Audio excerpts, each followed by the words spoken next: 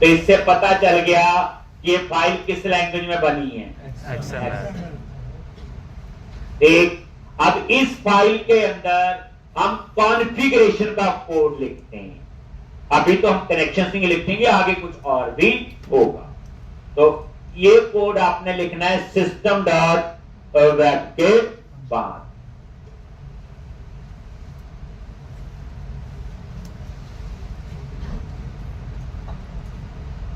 System dot web, ये XML है, इसके सिंटैक्स है, ध्यान से। जहां पे system dot web tag close है उसके बाद क्या, ये एंगुलर ब्रैकेट स्टार्ट की, लेस देन नहीं बोलना, पहली बात है। इंटेलिजेंस हेल्प यहां भी आती है। यहां चूज करो कनेक्शन स्ट्रिंग, सेलेक्ट कर लिया एक, और ये कनेक्शन सिंक टैग क्लोज कर। एक कोई भी टैग ओपन है ऐसे वो स्लैश के साथ क्लोज होता है। एक दोबारा देखो एक बार, एंगुलर ब्रैकेट स्टार्ट की और यहां चूज कर लिया कनेक्शन स्ट्रिंग। जैसे एंगुलर ब्रैकेट क्लोज करोगे तो इसका क्लोजिंग टैग अपने आप आ, एंटर प्रेस करो और यहां पे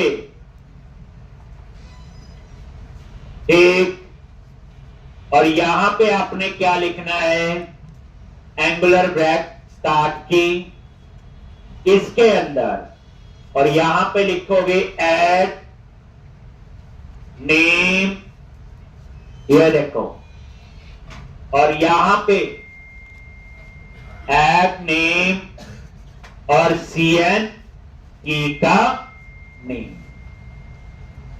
ये कनेक्शन सिंक की का नाम है, आप कुछ भी रख सकते हो जिससे हम इसको एक्सेस करते हैं। और यहां पे कनेक्शन स्ट्रिंग सब हेल्प में आता है। ये जो CN की का नाम है कुछ भी रख लो, इससे हम इस कनेक्शन स्ट्रिंग को एक्सेस करते हैं। कनेक्शन स्ट्रिंग सब हेल्प में आता है, नहीं तो स्मॉल कैप्स में उलझ जाएंगे, सी कैप्स में लिख दिया तो नहीं चलेगा। अब यहां पे आपने क्या लिखना है, सबसे पहले server is equal to database server का नेम। एक डाटाबेस सर्वर का नेम क्या है, बोलो जल्दी, dev/SQL एक्सप्रेस। ये वही नाम देना है डाटाबेस सर्वर का जो डाटाबेस बनाते हुए दिया। एक यहां पे वही नेम दोगे जो डाटाबेस बनाते हुए दोगे, ठीक। तो यहां पे डाटाबेस सर्वर का नेम। अब यहां पे आप लोग क्या करोगे, सेमीकोलन। अब ये मेरी और मर्जी का नहीं, आपकी।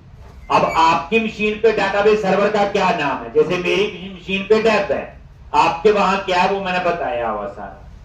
और उसके बाद डाटाबेस किस नाम से आपने बनाया, किस नाम से बनाया हुआ, बोलो, DB एम्प्लॉय _ 116, ये डाटाबेस का नेम दोगे, ठीक। अब जो इस नाम से आपने डाटाबेस बनाया है, सेमीकोलन,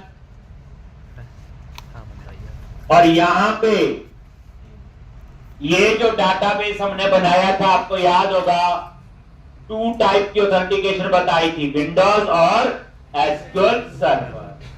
तो यहां पे हमने बनाया हुआ विंडोज ऑथेंटिकेशन में, याद है।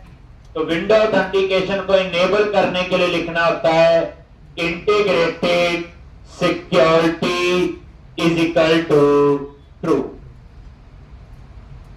Integrated security is equal to true.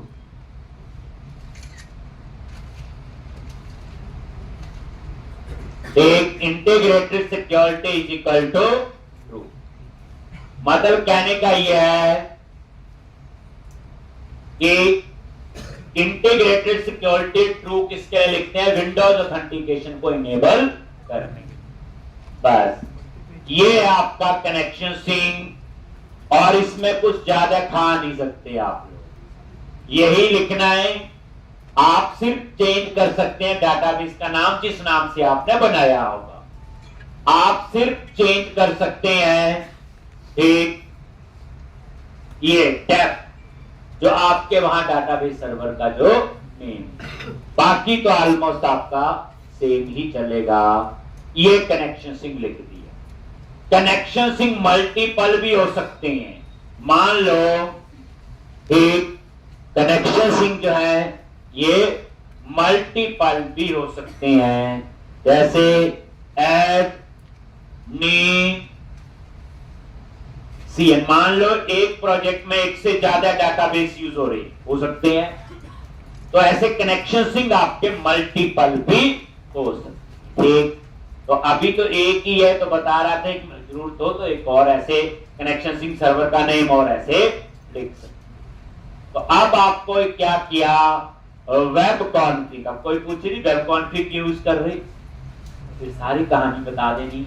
कोई एप्लीकेशन और डाटाबेस सर्वर के बीच में कनेक्शन बनाना है, उसके लिए तो मुझे एक स्ट्रिंग चाहिए जिसको हम क्या कहते हैं, कनेक्शन सिंक। और वो कनेक्शन सिंक हम कहां लिखेंगे, एक वेब कॉन्फिग के अंदर। क्यों लिखेंगे, एक जगह लिखेंगे पूरे प्रोजेक्ट में यूज करेंगे। वेब कॉन्फिग में एक जगह चेंज करेंगे पूरे प्रोजेक्ट में चेंज होगा। वेब कॉन्फिग में चेंज करेंगे तो वेब कॉन्फिग नॉन कंपाइल्ड है, मुझे प्रोजेक्ट रिकंपाइल नहीं करना पड़ेगा, इसलिए मैंने वेब कॉन्फिग यूज की। क्यों, बस इतनी बात है। अगर आप उसका आंसर नहीं दे पा रहे तो इसमें कुछ ना कुछ कंफ्यूजन है। हम एक स्क्रीन बनाएंगे डेटा एंट्री के लिए। कैसे, click on project menu and click on add new item. अब हम एक स्क्रीन बना रहे हैं डेटा एंट्री के लिए, जो इंप्लॉय की इंफॉर्मेशन को मैनेज करेगी। तो यहां पे क्या आएगा, बोलो, वेब फॉर्म। ठीक, और ये देखो इस वेब फॉर्म का नाम क्या रखोगे आप लोग, बोलो, एम्प्लॉय। इस नाम से है एम्प्लॉय, और इसको ऐड कर, पता है सारा। और यहां पे डिजाइन पे जाके इसका थोड़ा सा डिजाइन बना लो। पैसा बनाया जैसे आपने टेबल बनाया हुआ है, नंबर, नेम, एड्रेस, सैलरी। तो अब आप लोग यहां पे थोड़ी बहुत फॉर्मेटिंग अभी यहीं से कर लिया करो ऊपर, जैसे एम्प नंबर। इसके लिए आपने टेक्स्ट बॉक्स लगाना है, तो टूल बॉक्स में गए और स्टैंडर्ड कैटेगरी में बताइए आपको ये टेक्स्ट बॉक्स कंट्रोल। और इसी तरह से इसके लिए नेम, इसके लिए टेक्स्ट बॉक्स लगा लिया। ऐसे ही तीसरा क्या है, बोलो, एड्रेस, उसके लिए टेक्स्ट बॉक्स। तीसरा सैलरी, उसके लिए टेक्स्ट बॉक्स। और यहां पे ये लगी, यहां पे ये 4 बटन लगाने हैं, बताता हूं किस काम के लिए। एक, ये 4 पुश बटन। पहली बात समझ लो बच्चे, ये जो आप बना रहे हैं प्रोग्राम, ये इस प्रोग्राम जो है, जितना मर्जी बड़ा प्रोजेक्ट बना लो, इसी एप्लीकेशन का फ्लो यूज हो, इसलिए हम 2 बार तो इसे लगातार अभी करेंगे, थोड़ा चेंज करेंगे बट 2 बार। ऐसे ये काफी बार हमारा ये क्वेश्चन यूज होता है, या जिस मर्जी लैंग्वेज में आप काम करो। जैसे अब ये बटन, फर्स्ट बटन की प्रॉपर्टीज में गए और टेक्स्ट दे दिया सेव। बताता हूं सेव का क्या मीनिंग है। दूसरा बटन है, उसका टेक्स्ट दे दिया अपडेट। तीसरा है, उसका टेक्स्ट दे दिया डिलीट। और चौथा जो है उसका दे दिया मैंने डिस्प्ले। और ये 4 बटन आपके लग गए, सेव, अपडेट, डिलीट और डिस्प्ले।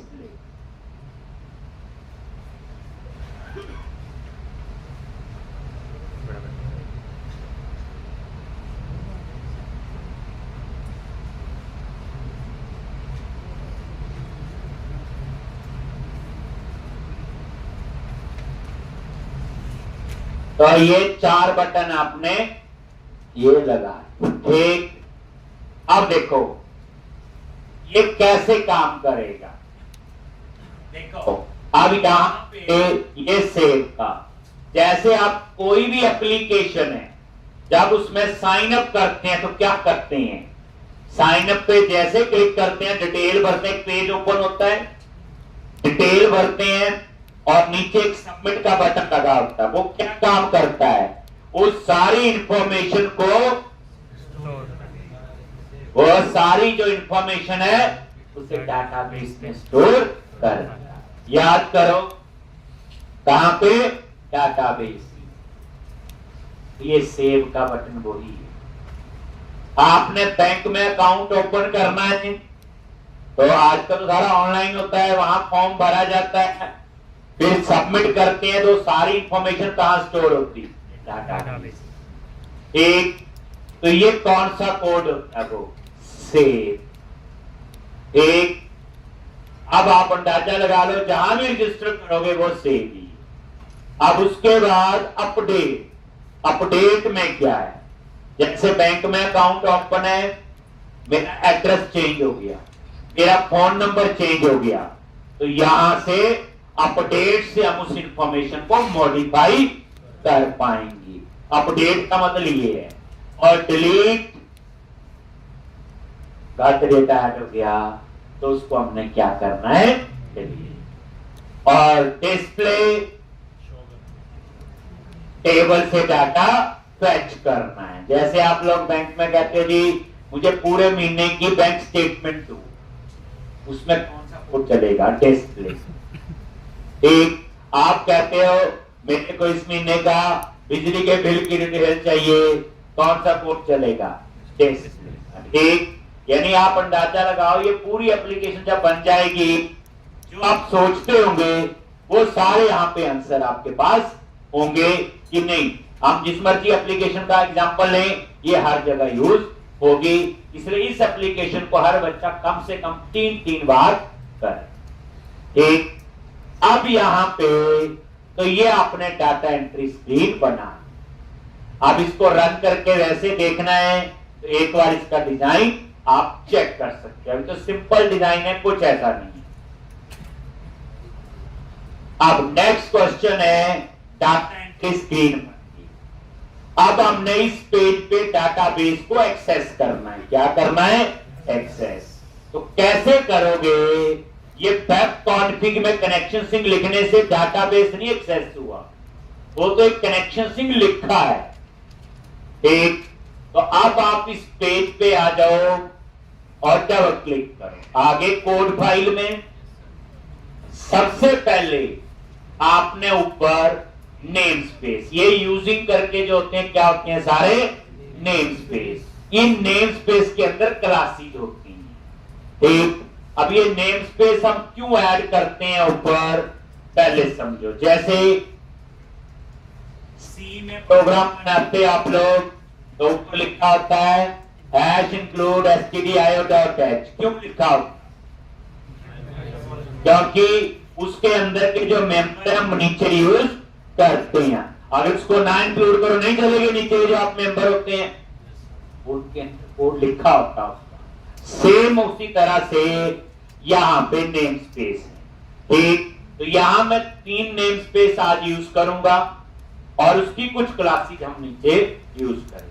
ठीक, कैसे, तो सबसे पहले यूजिंग सिस्टम, ये देखो नेम स्पेस है, एम्प्टी करली ब्रैकेट लगी है, डॉट डेटा, ये क्या है, नेम स्पेस। अब इस नेम स्पेस के अंदर आपकी कॉमन क्लासेज है जो हम किसी भी डाटाबेस के साथ यूज कर सकते हैं, चाहे वो डाटाबेस ऑरेकल है, चाहे वो डाटाबेस माइक्रोसॉफ्ट एसक्यूएल सर्वर है, चाहे माई एसक्यूएल। अब इसके अंदर कौन सी क्लासेज हैं वो मैं नीचे यूज करूंगा तब आपको बताऊं। यूजिंग और एक और system dot data dot SQL client, system dot data dot एक एसक्यूएल क्लाइंट। इसमें वो क्लासेज हैं जो सिर्फ माइक्रोसॉफ्ट एसक्यूएल सर्वर के साथ यूज होती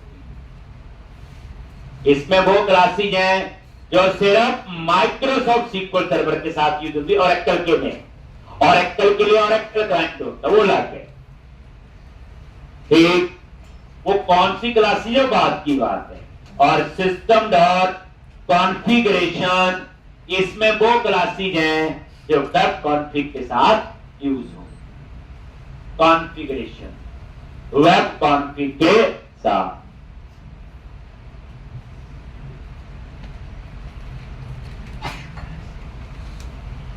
तो ये 3 नेम स्पेस आपने ऐड कर लिए, system dot data, data dot SQL client और सिस्टम डॉट कॉन्फ़िगरेशन, ठीक।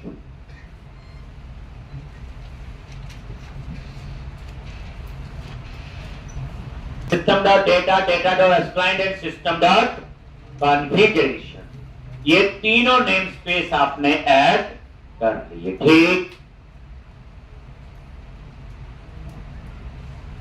अब इनको हम यूज करेंगे।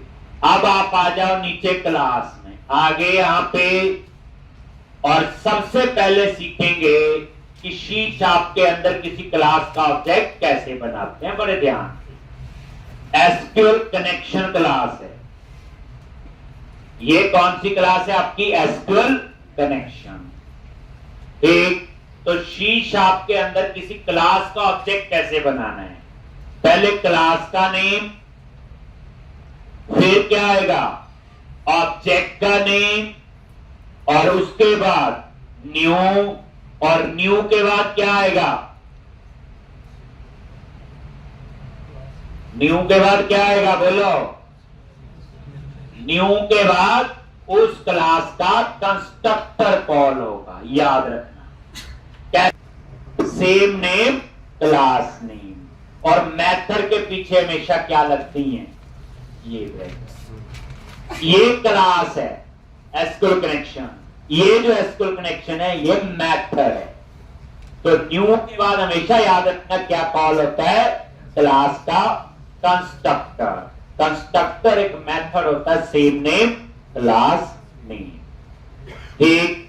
तो किसी क्लास का ऑब्जेक्ट बनाना है तो एसक्यूएल कनेक्शन क्लास का नेम, ऑब्जेक्ट का नेम, और न्यू के बाद उस क्लास का कंस्ट्रक्टर। ज्यादातर हम ये कहते हैं न्यू के बाद क्लास है, नहीं, न्यू के बाद क्या होता है?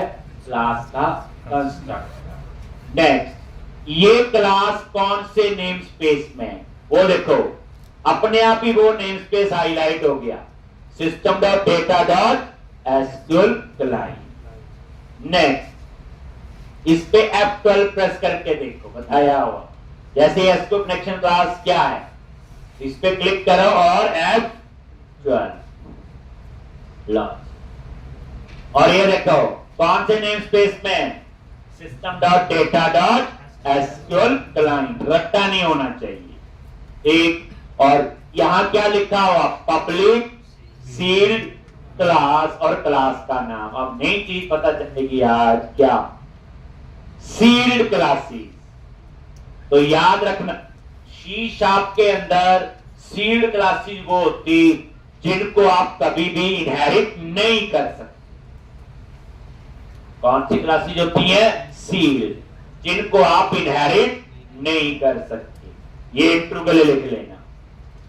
सी शार्प में पूछा जाए सील्ड क्लासेस कौन सी होती हैं, तो आप बोलोगे ऐसी क्लासेस जिनको हम लोग इनहेरिट नहीं कर सकते, उनको हम क्या कहते हैं? सील्ड क्लास, ठीक। जिनको हम इनहेरिट नहीं कर सकते उन्हें कहते हैं सील्ड क्लास। अब जिनको इनहेरिट ही कर सकते हैं उन्हें क्या कहते हैं?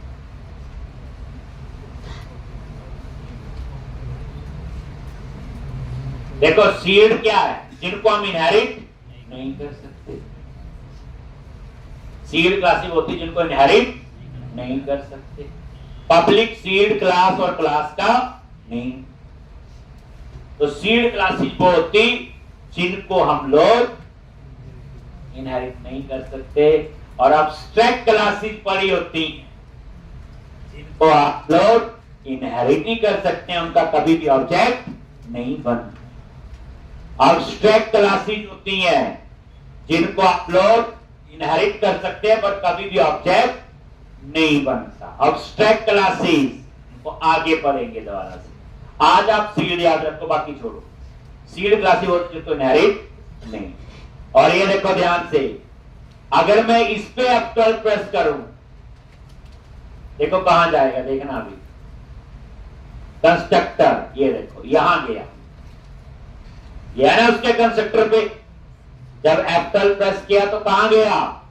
इसके कंस्ट्रक्टर पे। ठीक, जब आपने इस पे F12 प्रेस किया तो कहां गया? ये क्लास। ठीक, तो इस तरह से सी शार्प में किसी क्लास का ऑब्जेक्ट बनाना हो कैसे बनाते हैं, समझ आ गया? अब नेक्स्ट क्वेश्चन है, ये क्लास ली क्यों? ये तो पता नहीं था। तो याद रखना, एसक्यूएल कनेक्शन क्लास किसके लिए यूज होती? माइक्रोसॉफ्ट एसक्यूएल सर्वर के साथ कनेक्शन एस्टैब्लिश करने के लिए। एसक्यूएल कनेक्शन क्लास किसके लिए होती? माइक्रोसॉफ्ट एसक्यूएल सर्वर के साथ कनेक्शन एस्टैब्लिश करना है, उसके लिए हम किस क्लास को यूज करते हैं? एसक्यूएल कनेक्शन क्लास है माइक्रोसॉफ्ट एसक्यूएल सर्वर के साथ कनेक्शन बनाने के लिए। अभी लाइन का मीनिंग समझ आ गया क्यों? अब मैंने ये एक वेरिएबल डिक्लेयर किया कौन, और ये क्लास लेवल वेरिएबल है। क्लास लेवल वेरिएबल वो होते हैं जिनको हम पूरी क्लास में एक्सेस कर सकते हैं। तो जब आपने ये वेरिएबल यहां डिक्लेयर किया तो ये पूरी इंप्लॉय क्लास के अंदर यूज हो जाएगा।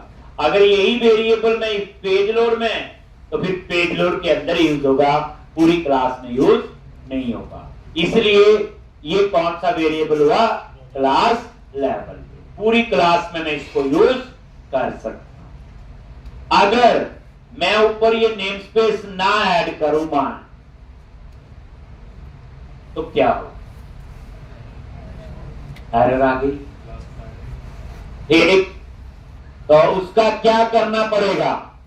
फिर आपको यहां लिखना पड़ेगा system dot data dot SQL client, और वो एरर ये चलेगी। और सेम चीज यहां भी लिखनी पड़ेगी। तो इसलिए मुझे यहां बार बार ये ना लिखना पड़े, तो मैंने क्या किया? ऊपर एक बार ऐड कर दिया, बार बार मुझे ना लिखना पड़े, इसलिए मैंने ऊपर नेम स्पेस ऐड कर। एक लॉजिक अंडू कर दिया, मतलब समझ आ गया ना? कई बार नहीं लिखा तो यहां आगे लिखना पड़ेगा। ये क्लास है कहां? एक किस्म से आपने उस फोल्डर का पूरा नाम बता। लेकिन कई बार ऐसे भी होता, हमें नेम स्पेस नहीं याद आ रहा, क्लास का नेम याद आ गया। मान लो हमें ये नहीं याद आया system dot data dot SQL client है, और क्लास का नेम याद आ गया एसक्यूएल कनेक्शन। फिर क्या करेंगे? तो जब वो एरर आ रही हो, आप उस एरर पे माउस लेके जाओ और यहां पे ड्रॉप डाउन लिस्ट लगा होगा और उसके नीचे लिखा हुआ ये कहां पे है? Using system dot data dot SQL client, और जैसे क्लिक करोगे वो देखो ऊपर ऐड भी कर दिया। कोई इंसान है तो जादूगर थोड़ी हम लोग, सब कुछ याद रहेगा। कई बार क्या होता है, मुझे क्लास का नाम याद है लेकिन मुझे नेम स्पेस नहीं याद आ रहा है। कई बार नेम स्पेस याद है, क्लास का नेम नहीं। तो यहां पे क्या बोला मैंने? ये देखो क्लास तो लिख दी, उस पे माउस लेके गए, पहले ऑप्शन आ गई using system dot data dot, फिर तो देख के याद आ जाता है। कौन सा हो, समझा गया? एक वक्त समझ लेना सारा। अभी भी कनेक्शन थोड़ी बना, ये तो पता चल गया कि एसक्यूएल कनेक्शन क्लास किसके लिए होती, क्लास का सॉरी SQL सर्वर के साथ कनेक्शन बनाने के लिए। अब पेज लोड इवेंट में आ जाओ, ये तो क्लास का ऑब्जेक्ट बनाया है, ये थोड़ी कनेक्शन बनाएगा। अब यहां आ जाओ पेज लोड इवेंट, और कौन क्या है, एसक्यूएल कनेक्शन क्लास का मेंबर। डॉट सबसे पहले लिखोगे क्या, कनेक्शन स्ट्रिंग। नेक्स्ट, अब ये कनेक्शन स्ट्रिंग कहां से आएगा, वेब कॉन्फ़िग। कनेक्शन स्ट्रिंग कहां लिखा हुआ, वेब कॉन्फ़िग में। एक चीज याद में बच्चा, हमें बात पढ़ी है, सी पढ़ी, C++, वहां क्या करते हैं हम लोग, एक ब्लू सी स्क्रीन खोली, सारा कोड वही लिखा होता है। यहाँ पे ऐसा नहीं है, आप 50 जगह कोड लिखोगे और एक जगह से वो कोड चलेगा। ये पूरा फ्लो आपको समझना है। जैसे वेब कॉन्फ़िग में कनेक्शन स्ट्रिंग लिखा हुआ, अब उस कनेक्शन स्ट्रिंग को हम यहाँ एक्सेस करेंगे। अब जिनको वेब कॉन्फ़िग नहीं आती वो तो यही लिख देंगे सीधा, क्या लिखेंगे, सर्वर का नेम, जो वहां लिखा चलेगा, जो वहां लिखा हमने सर्वर का नाम, डाटाबेस नेम एंड जो इंटीग्रेटेड सिक्योरिटी ट्रू, चलेगा, कोई गलत नहीं है। तो प्रॉब्लम क्या है, कल को एक और पेज है, उस पर भी चाहिए, वहां भी लिखना पड़ेगा। कल को प्रोजेक्ट में 100 पेज है, मुझे 100 बार ये लिखना पड़ेगा, तो लिख देंगे। पर कल को चेंज करना है तो 100 जगह चेंज करना पड़ेगा, कर देंगे जी। लेकिन जब चेंज करेंगे तो प्रोजेक्ट रिकंपाइल करना पड़ेगा, क्योंकि हम तो शीशा आपके कोड में चेंज कर रहे हैं। लेकिन आप तो पहले से एक्सपर्ट हो, आपने कनेक्शन स्ट्रिंग कहां लिखा हुआ, web.config में।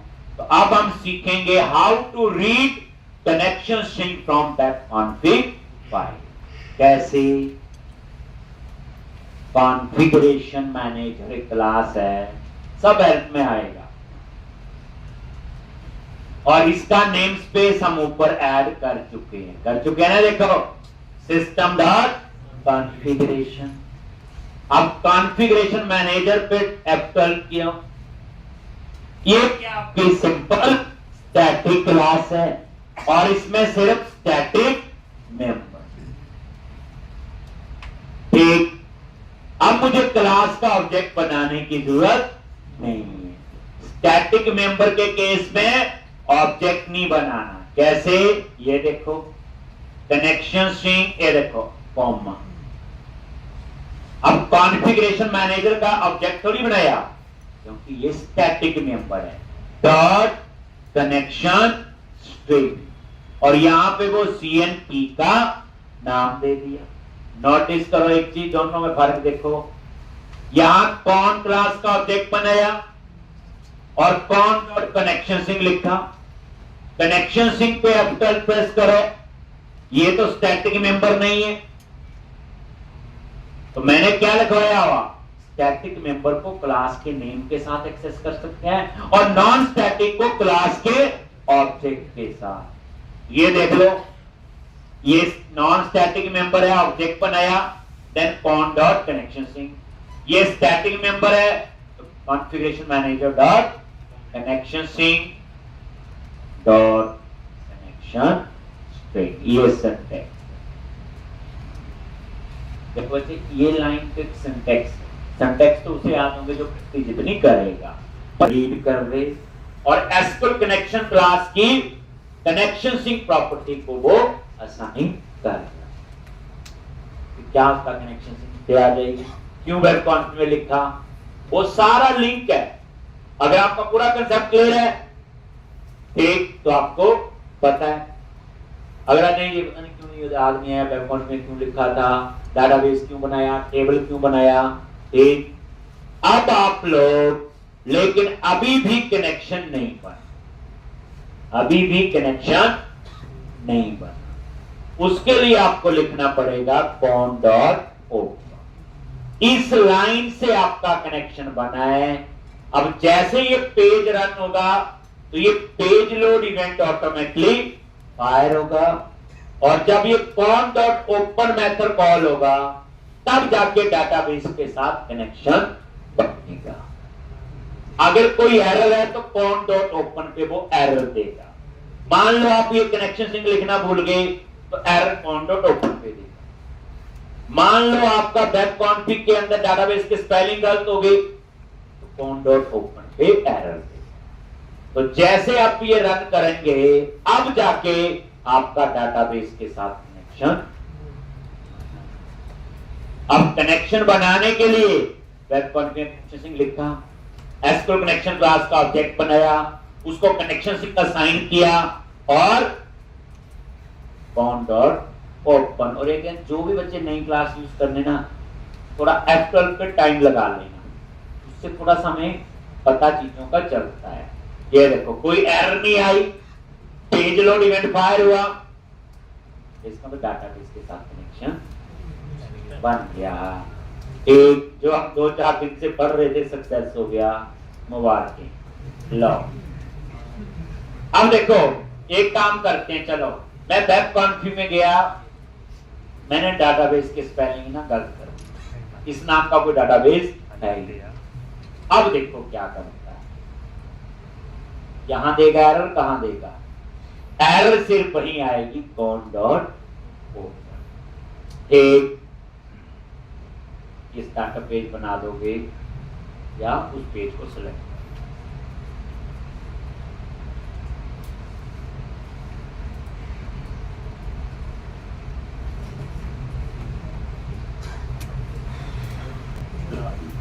उसने एरर दे दी कॉन डॉट ओपन पे और लिखा भी error can not open data. तो एरर तो यहां, हाँ तो कहने का मतलब समझ गए होंगे कि वेब कॉन्फिग फाइल में अगर कनेक्शन सिंक गलत है तो भी एरर कॉन डॉट ओपन पे ही आए। अब यहां पे एक और इतना लिख लिया जी। अब आपका डाटाबेस के साथ कनेक्शन बन गया। अब इस एप्लीकेशन में डाटाबेस को यूज कर सकते हैं, बट प्रॉब्लम क्या है, जैसे मैंने इस पेज को रन किया और ये पेज लोड इन फायर हुआ होगा और कनेक्शन ओपन हो गया। ओपन कॉन डॉट ओपन पे एरर दे रहा था, नहीं ओपन हुआ था, दिखाया था। अब मान लो ये पेज है, लोग खोल के बैठे, वेब एप्लीकेशन है, मल्टी यूजर होती है, होम पेज खोला एम्प्लॉय वाला पेज, मान लो 100 लोग इस पेज को ओपन करके बैठे 100%, तो 100 time page load event fire होगा। हम नहीं रोक सकते इसको। एक और 100 बार कनेक्शन ओपन होंगे। अब डाटाबेस तो बेचारा एक ही है ना सर्वर पे, अब 100 लोग दौड़ के इकट्ठे चले जाएंगे, वही कॉन डॉट ओपन कनेक्शन बनेंगे। जितने ज्यादा कनेक्शन होंगे तो परफॉर्मेंस की प्रॉब्लम आएगी, होगी नहीं होगी। अब एक सड़क बनी है 2 गाड़ियां चलने के लिए, वहां 50 चलनी शुरू हो जाएंगी तो क्या टाइम लगेगा, एक। तो अब यहां पे तो मैंने यहां पे चेक करना है कि अगर ये कनेक्शन एक बार ओपन है तो बार बार ओपन ना। प्रॉब्लम समझाई, वेब एप्लीकेशन है, ये पेज 50 लोगों ने खोला है, कॉन डॉट ओपन 50 बार फायर होगा, 50 बार कॉन डॉट ओपन कॉल होगा, कॉन डॉट ओपन 50 बार कॉल हो गया तो क्या होगा, 50 बार कनेक्शन बन जाएंगे। 50 बार कनेक्शन बन गए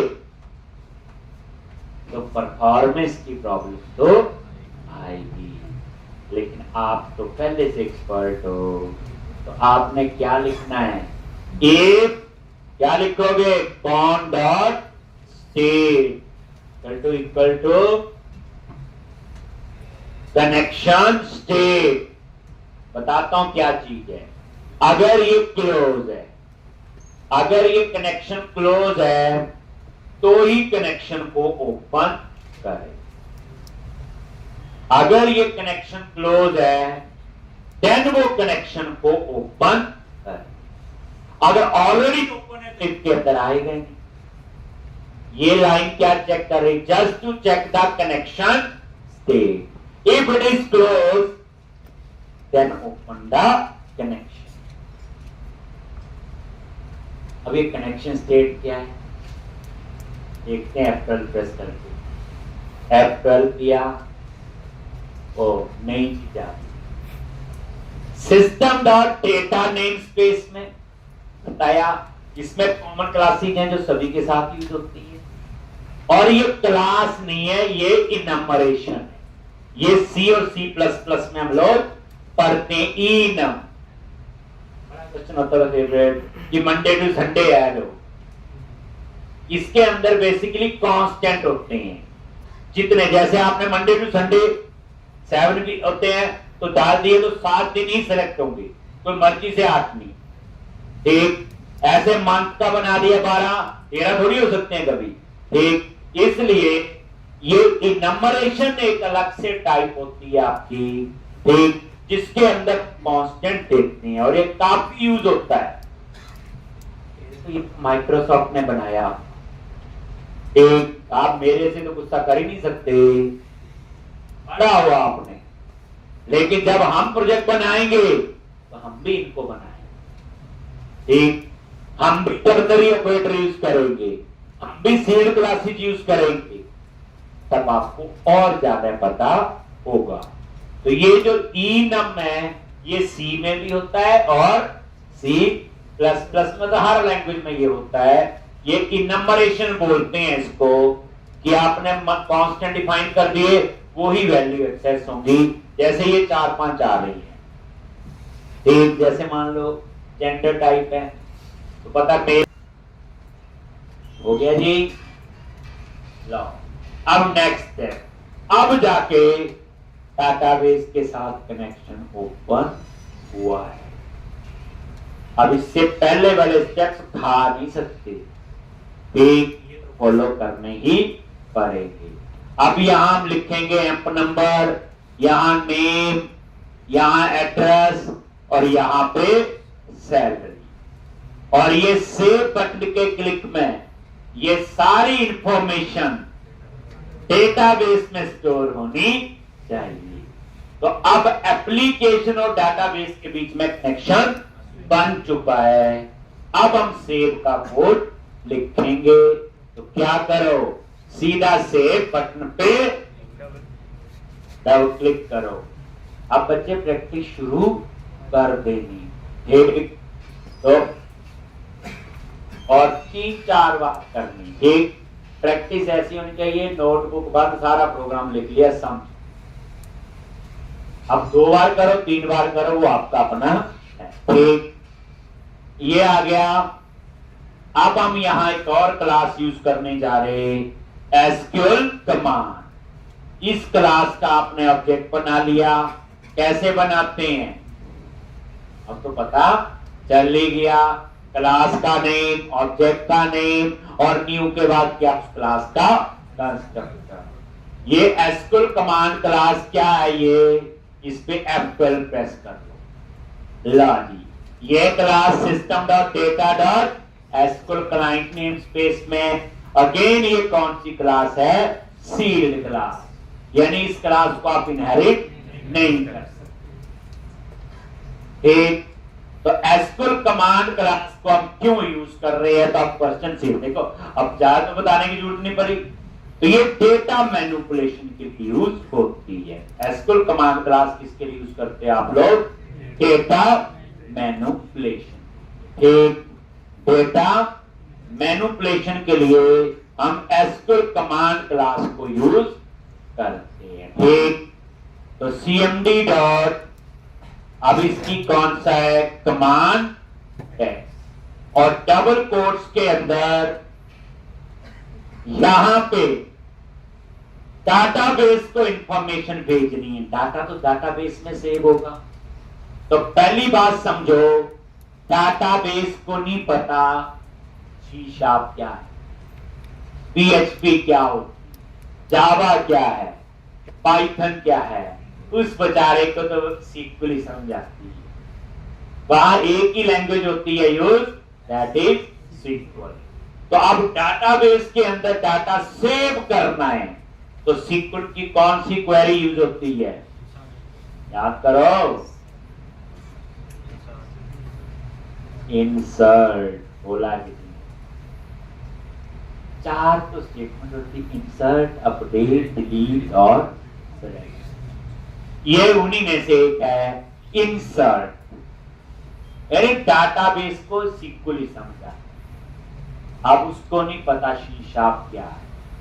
तो डाटाबेस में इंफॉर्मेशन भेजनी है और डाटाबेस में स्टोर करनी है तो क्या स्टेटमेंट होगी, बोलो।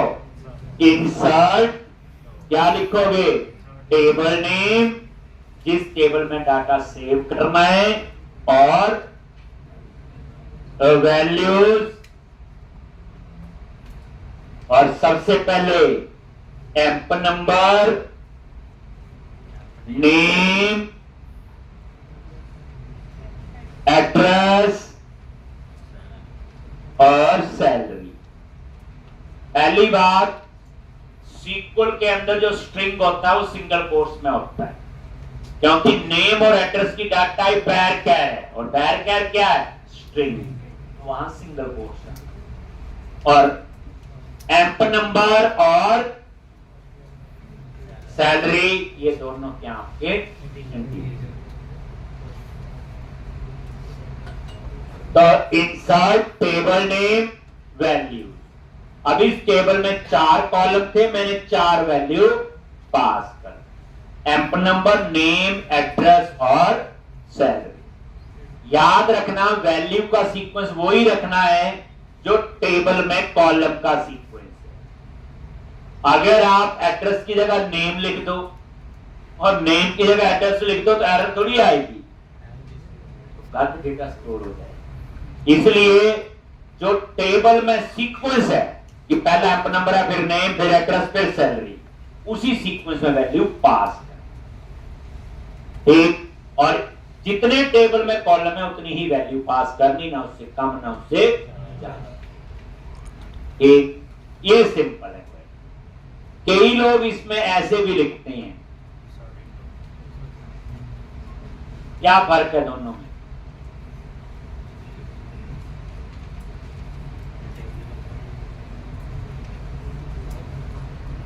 इनटू भी चलता है, insert into table name value चलता है, एक अगर मैं इनटू हटा दूं तो भी चलेगा, लो ऐसे ही चलता है। आप बताओ इनटू लगाना कब जरूरी, अभी पड़ा हुआ,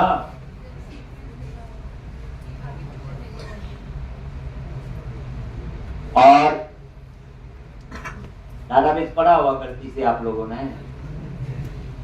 अब तो गलती से कह सकते हैं, देखो हम गाना गाते हैं जी, ऐसे गाना समझ नहीं आता, कई बार गाते रहते हैं, ये वही बात है, insert into table name values, जैसे ऐसे याद रखा हुआ ऐसे ही याद रखना। जब हम एक टेबल में डाटा डालते हैं तो इनटू लगाना जरूरी नहीं, इनटू लगाना जरूरी तब है जब एक टेबल से डाटा फेच करना है और दूसरे में सेव करना, जैसे इंसर्ट इनटू टेबल ए और कहां से, सेलेक्ट फ्रॉम टेबल बी।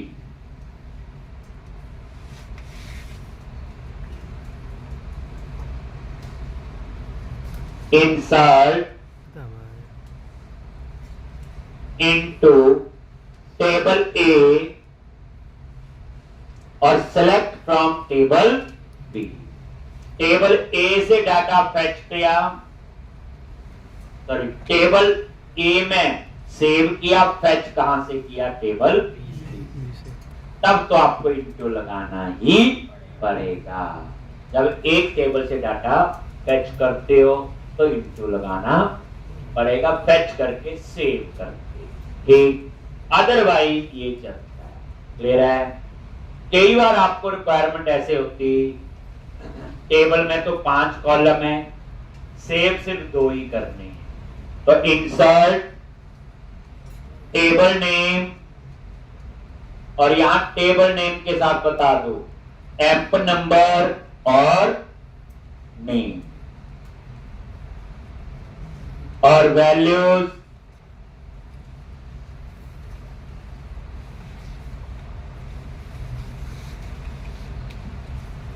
एक, और यहां पे एफ।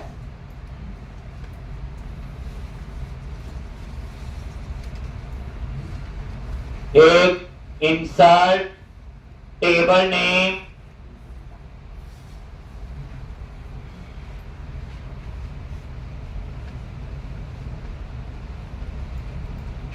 एक एम्प नंबर और नेम। तो यहां पे 2 ही कॉलम में वैल्यू पास करनी है और ये 2 ही कॉलम पास। जब कई बार ऐसा लगता है कि टेबल में 100 कॉलम है, मुझे 2 ही कॉलम में डाटा पास करना है, तो इंसर्ट टेबल नेम और यहां पे उसके साथ उन कॉलम्स के नाम दे दो और ये वैल्यू आप लोग पास। ठीक, तो अब हम लोग ये वाली क्वेरी फर्स्ट वाली चलेगी हमारे केस में, हम कहां लिखेंगे बोलो,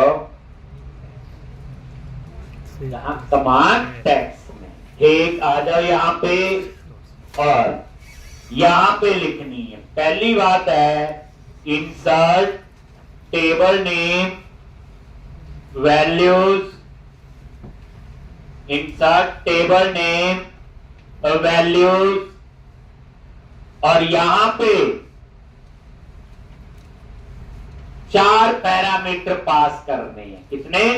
4। तो सीक्वल में जो पैरामीटर होते हैं @ लगता है, ENO ये एम्प नंबर के लिए, ये नेम के लिए, ये एड्रेस के लिए, और ये सैलरी।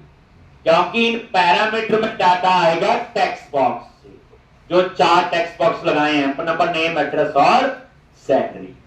तो सीक्वल के अंदर जो पैरामीटर होते हैं उनके आगे क्या लगता है? @ पैरामीटर का नाम चाहे @abc xyz कुछ भी रखो, ठीक, थोड़े मीनिंगफुल रख दोगे तो अच्छा है। जैसे EN हो गया एम्प नंबर के लिए, then EN employee, name employee, address और एम्प्लॉय। अब इन पैरामीटर में वैल्यू हम नीचे पास करेंगे, बाद में देखते हैं। अब जब आपने ये क्वेरी ऐसे लिखी, इसको हम कहते हैं इनलाइन क्वेरी। क्या बोलते हैं इसको? Inline query. तो जब आप लोग माइक्रोसॉफ्ट एसक्यूएल सर्वर जैसा डाटाबेस यूज कर रहे हो, क्लाइंट सर्वर डाटाबेस, बड़ी बड़ी बातें की हम लोगों ने, अगर ऐसे इनलाइन क्वेरी से काम करना है तो प्रोजेक्ट की भी बेइज्जती, बनाने वाले की भी बेइज्जती, और जो डाटाबेस यूज किया माइक्रोसॉफ्ट एसक्यूएल सर्वर उसकी भी बेइज्जती। वो पूछेगा तूने इतनी बड़ी बड़ी बातें की कि क्लाइंट सर्वर डाटाबेस है, मल्टी यूजर में ये किया वो, अगर ऐसे इनलाइन क्वेरी से काम करना है, ये वेब में सक्सेस में भी हो जाएगा। और कई डेटाबेस हैं। आप मुझे ये समझाओ कि आपने SQL सर्वर की कौन सी फीचर यूज की है। तो कहने का इनलाइन क्वेरी से काम करना ठीक अप्रोच नहीं है, परफॉर्मेंस वाइज भी और सिक्योरिटी वाइज। ये मैं समझाऊंगा कि परफॉर्मेंस और सिक्योरिटी वाइज क्या प्रॉब्लम आती है इनलाइन क्वेरी। फिर हम इस क्वेश्चन को करेंगे स्टोर प्रोसीजर के साथ। एक पर पहले हमने इनलाइन क्वेरी से करना, हमें इंडस्ट्री में जॉब लेनी है, कोई ऐसा डाटाबेस है जिसमें स्टोर भी हो ही ना, इनलाइन क्वेरी तो सब में होती है, तो हमें तो आनी चाहिए। तो पहले हम इस क्वेश्चन को इनलाइन क्वेरी से ही करेंगे, फिर इस क्वेश्चन को दूसरी बार जैसे एक्चुअल में स्टोर प्रोसीजर के साथ करना चाहिए। यानी कंक्लूजन में बोलूं, पहले हम बेइज्जती करवा लेंगे, पहले हम इनलाइन क्वेरी से ही करेंगे। ठीक है जी। तो जितना मैंने करवाया बच्चे इसकी प्रैक्टिस करोगे। इंस्टीट्यूट में आज भी ओपन है, सैटरडे 9 से 4 ओपन होता है, पता है।